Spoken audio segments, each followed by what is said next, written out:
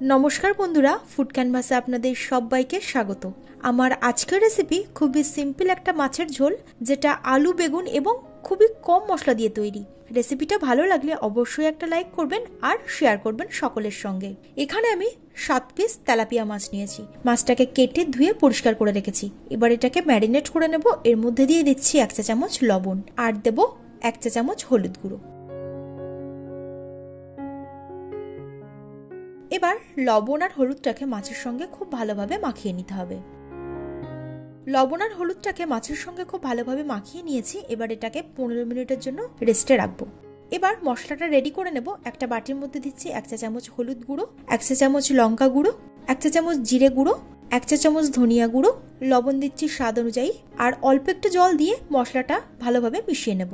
এই রান্নাটা বাটা মশলা দিয়ে করলে বেশি ভালো হয়, তবে বাটা মশলা না থাকলে গুঁড়ো মশলাটাকে জলের মধ্যে মিশিয়ে নিয়ে রান্না করবেন, দেখবেন এর টেস্টটা কিন্তু খুবই ভালো আসে। এবার এই মশলাটাকে সাইডে রেখে দিচ্ছি। একটা কড়াইতে সর্ষের তেল দিয়ে ভালোভাবে গরম করে নেব। তেলটা গরম হয়ে যাওয়ার পর এর মধ্যে আমি দিয়ে দিচ্ছি ম্যারিনেট করে রাখা মাছগুলো দেওয়ার পরই কিন্তু উল্টাবেন না, এটাকে 1 পিঠ ভাজা হতে দেবেন। তারপর যখন 1 পিঠ ভাজা হয়ে যাবে তারপর এটাকে উল্টে দিতে হবে। এবার মাঝারি আঁচে রেখে মাছটাকে ওলট পালট করে ভেজে নিতে হবে। মাছগুলো ভাজা হয়ে গেছে, এগুলোকে তুলে রেখে দিচ্ছি আর বাকি যে মাছগুলো আছে একইভাবে ভেজে নেব। মাছগুলো ভাজা হয়ে যাওয়ার পর ওই একই তেলে আলুগুলো ভেজে নেব। এখানে 2টো বড় সাইজের আলু নিয়ে খোসাটা ছাড়িয়ে রেখে তারপর এটাকে লম্বা লম্বা করে কেটে নিয়েছি। এবার এর মধ্যে দিচ্ছি 1/2 চা চামচ লবণ আর 1/2 চা চামচ হলুদ গুঁড়ো। এবার লবণ আর হলুদটাকে ভালোভাবে মিশিয়ে লো টু মিডিয়াম ফ্লেমে রেখে আলুটাকে ভেজে নিতে হবে। এইভাবে ভাজলে আলুটা ভাজার সঙ্গে সঙ্গে সেদ্ধ হয়ে যাবে। এবার আলুগুলোকে তুলে একটা পাত্রে রেখে দিলাম। এবার কড়ার মধ্যে যে বাকি তেলটা আছে তার মধ্যে দিয়ে দিচ্ছি বেগুন। এখানে আমি 2টো মাঝারি সাইজের বেগুন নিয়ে লম্বা লম্বা করে কেটে রেখেছি। বেগুনগুলো দিয়ে দেওয়ার পর এর মধ্যে দিচ্ছি 1/2 চা চামচ লবণ, আলাদা করে আর হলুদটা দিলাম না।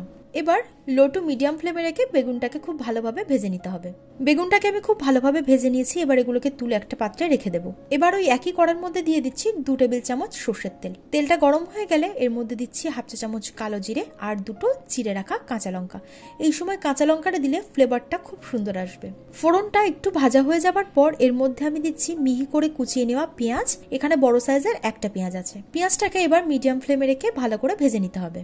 পেঁয়াজটা ভাজা হয়ে যাবার পর এর মধ্যে দিচ্ছি টমেটো কুচি। এখানে বড় সাইজের একটা টমেটো আছে, মাঝারি সাইজের টমেটো নিলে 2টো নেবেন। এবার টমেটোটাকে খুব ভালোভাবে ভেজে নিতে হবে যাতে এর কাঁচা গন্ধটা চলে যায়। টমেটোটা যখন একটু নরম হয়ে আসবে তখন এর মধ্যে দিয়ে দিতে হবে 1 চা চামচ আদা রসুন বাটা। এবার মশলাটাকে একটু ভেজে নেবো যাতে আদা রসুনের কাঁচা গন্ধটা চলে যায়। তারপরই আমি এর মধ্যে দিয়ে দিচ্ছি মশলার পেস্ট, যেটা আমি আগে তৈরি করে রেখেছিলাম। এবার মাঝারি আঁচে রেখে মশলাটাকে খুব ভালোভাবে কষিয়ে নিতে হবে। সামান্য একটু জল দিয়ে দিলাম যাতে মশলাটা কষাতে সুবিধা হয়। মশলাটাকে খুব ভালোভাবে কষিয়ে নিয়েছি। এবার আমি এর মধ্যে ভেজে রাখা আলুগুলো দিয়ে ভালোভাবে নাড়াচাড়া করে মিশিয়ে নিয়ে মিনিট খানেকের জন্য কষিয়ে নিচ্ছি। আলু আর মশলাটা খুব ভালোভাবে কষানো হয়ে গেলে এর মধ্যে আমি গ্রেভির জন্য জল দিয়ে দিচ্ছি। যেহেতু এটা মাছের ঝোল, সেজন্য জলের পরিমাণটা কিন্তু একটু বেশি দিতে হবে। আপনারা যতটা গ্রেভি রাখতে চান সেই অনুপাতেই কিন্তু জলটা দেবেন, তবে অবশ্যই গরম জল দেবেন, তাহলে তরকারির টেস্টটা কিন্তু খুবই ভালো হবে। ভালোভাবে একটু মিশিয়ে নেওয়ার পরের মধ্যে আমি স্বাদ অনুযায়ী লবণ দিয়ে দিচ্ছি। আগেই আমি একটু লবণ দিয়েছিলাম, তাই টেস্ট করে লবণটা আরেকটু দিয়ে দিলাম। গ্রেভিটা এখানে ফুটে উঠেছে। এর মধ্যে আমি ভেজে রাখা বেগুন আর মাছগুলো দিয়ে দিচ্ছি।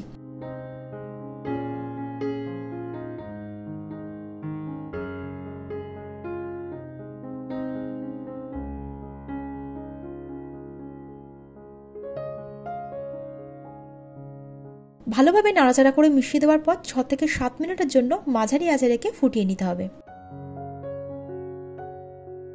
6-7 মিনিট পর এর মধ্যে আমি দিয়ে দিচ্ছি 4টে চিড়ে রাখা কাঁচা লঙ্কা আর দিয়ে দিচ্ছি ধনেপাতা কুচি। ভালোভাবে আর একটু মিশিয়ে নিলাম। এবার লো ফ্লেমে রেখে 2 মিনিটের জন্য ফুটিয়ে নেব। 2 মিনিট পর ফ্লেমটাকে বন্ধ করে গরম গরম পরিবেশন করতে হবে ভাতের সঙ্গে। আজকের রেসিপিটি আপনাদের কেমন লাগলো অবশ্যই কমেন্টে জানাবেন। ভালো লাগলে লাইক আর শেয়ার করতে ভুলবেন না। আমার চ্যানেলের নতুন বন্ধু হলে চ্যানেলটা সাবস্ক্রাইব করে নেওয়ার অনুরোধ রইল। পাশে থাকা বেল আইকনটি অবশ্যই ক্লিক করে দেবেন, তাহলে আমি আমার চ্যানেলে নতুন কোনো ভিডিও আপলোড করলে তার নোটিফিকেশনটাও আপনাদের কাছে পৌঁছে যাবে। আজ তবে এই পর্যন্তই, আবার হাজির হয়ে যাব নতুন একটা ভিডিও নিয়ে। আপনারা ভালো থাকবেন, সুস্থ থাকবেন। ধন্যবাদ।